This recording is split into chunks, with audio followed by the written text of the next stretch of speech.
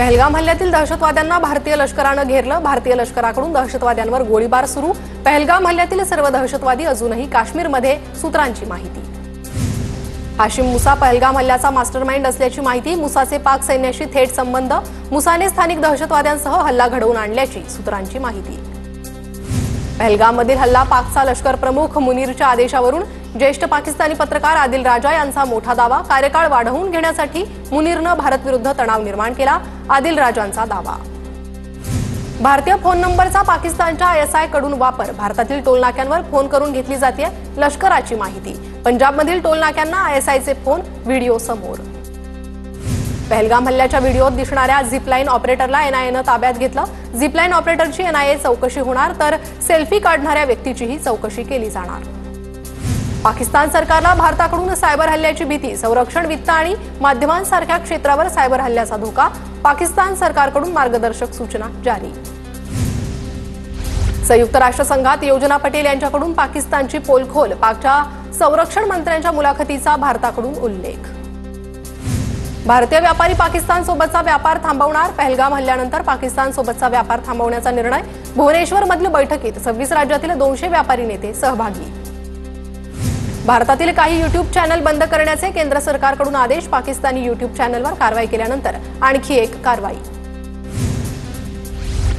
रशियाचे उपपरराष्ट्र मंत्री Andre Rudenko यांनी रशियातील भारतीय राजदूत विनय कुमार यांची भेट घेतली। दहशतवाद विरोधात आम्ही भारतासोबत, रशियाची भारताला ग्वाही। भारत पाकिस्तानमधील तणावानंतर LOCवर हालचाली वाढल्या। भारतीय सैन्य दलातील विमानांना 2 मिनिटात सज्ज राहण्याचे आदेश। भारतानं LOCवरील गावकऱ्यांना सुरक्षित स्थळी पाठवलं, सूत्रांची माहिती। घोडा आणि खेचर सुविधा पुरवणाऱ्यांचेही जबाब नोंदवले जाणार। पहलगाम हल्ल्याबाबत अधिक माहिती मिळवण्यासाठी पोलिसांनी घोडा, खेचर सुविधा पुरवणारे तसंच बायकर्सना चौकशीसाठी बोलावलं। अपप्रचार केल्यानं पाकिस्तानी पत्रकारांवर भारतात बंदी। जम्मू आणि काश्मीरबद्दल खोट्या बातम्या दिल्यानं कारवाई। 1 मे पासून भारताच्या संरक्षण दलात मोठे बदल। हवाई दल लष्कराला नवीन वरिष्ठ कमांडर मिळणार। एअर मार्शल N तिवारी भारतीय हवाई दलाचे नवे उपप्रमुख होणार, तर एअर मार्शल आशुतोष दीक्षित यांची CISC पदावर नियुक्ती। फिजीतील नागरिकांनी पहलगाम हल्ल्यातील मृतकांना श्रद्धांजली वाहिली, तर शिकागोमधील पाकिस्तानी वाणिज्य दूतावासासमोर भारतीय वंशाच्या नागरिकांचं आंदोलन। काश्मीरमधील 87 पैकी 48 पर्यटन स्थळं पर्यटकांसाठी बंद। खबरदारीचा उपाय म्हणून 50% पर्यटन स्थळं पर्यटकांसाठी बंद। श्रीनगरमधील मुघल गार्डन पाहण्यासाठी पर्यटकांची गर्दी। बंदी नसलेल्या पर्यटन स्थळांवर पर्यटकांची हजेरी। जम्मू काश्मीरमधील तब्बल 48 संवेदनशील पर्यटन स्थळं पूर्णपणे बंद। जम्मू काश्मीरच्या डोडा इथल्या भरदेवा परिसरात पर्यटक येण्यास सुरुवात। पर्यटक मौजमस्ती करत असल्याचा व्हिडिओ समोर। गेल्या 3 युद्धांमध्ये कसे हरले याची आठवण पाकिस्तानला करून द्यावी। बिलावल भुट्टोला आंध्रचे उपमुख्यमंत्री पवन कल्याण यांचं उत्तर। भारताला घाबरून पाकिस्तान त्यांच्या आकाश चीनकडे रडत गेला। अणुबॉम्बची धमकी देणं सोपं, पण पाकला तो वापरता येणार नाही। Retire major general GD Bakshi यांची प्रतिक्रिया।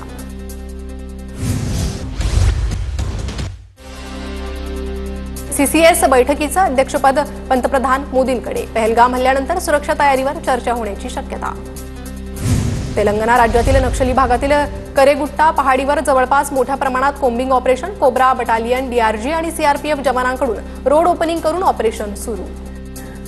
सिंधू पाणी करार रद्द झाल्यानंतर पाकिस्तानमध्ये मोठ्या हालचाली। उपपंतप्रधान परराष्ट्र मंत्री मोहम्मद इशाकदारच्या उपस्थितीत बैठक।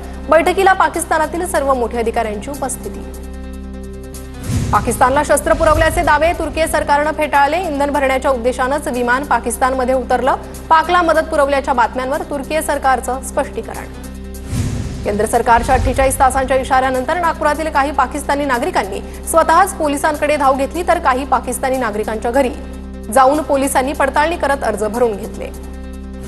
मेडिकल व्हिसा असलेल्या पाक नागरिकांना आज भारत सोडावा लागणार। पहलगाम हल्ल्यानंतर दोन्ही देशांकडून नागरिकांना मायदेशी परतण्याच्या सूचना।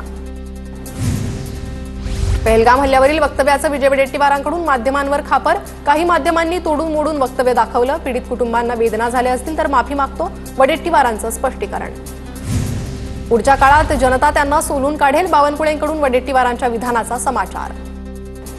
ज्येष्ठ समाजसेवक अण्णा हजारेंकडून पहलगाम हल्ल्याचा निषेध। सिंधू नदीचं पाणी थांबवणं ही कृती योग्यच, अण्णा हजारेंची प्रतिक्रिया। पहलगाममधील हल्ल्याच्या घटनेनंतर बीडच्या परळीमध्ये सुरक्षा यंत्रणा अलर्टवर। परळी रेल्वे स्थानकात तपासणी आणि प्रतिबंधात्मक सतर्कता, संशयास्पद किंवा गुन्हेगारी कृती आढळल्यास तत्काळ माहिती देण्याचं आवाहन. महाराष्ट्र दिनी रायगडात आदिती तटकरेंच्या हस्ते ध्वजारोहण होणार. शासन निर्णयामुळे शिवसेना आणि राष्ट्रवादीत वादाची शक्यता. रायगडच्या पालकमंत्री पदासाठी भरत गोगावले आग्रही. ध्वजारोहण केलं म्हणजे पालकमंत्री पद दिलं असं नाही, मंत्री भरत गोगावलेंची प्रतिक्रिया. तटकरे कुटुंबाला संपूर्ण रायगडातून विरोध. गोगावलेंना पालकमंत्री पद बनवणं काळाची गरज. रायगडवासियांना न्याय मिळेल, गोगावले पालकमंत्री होतील, महेंद्र दळवींची प्रतिक्रिया. शिंदे समितीनं चौथा अहवाल राज्य शासनाला पाठवलेला चौथा अहवाल स्वीकारू नका.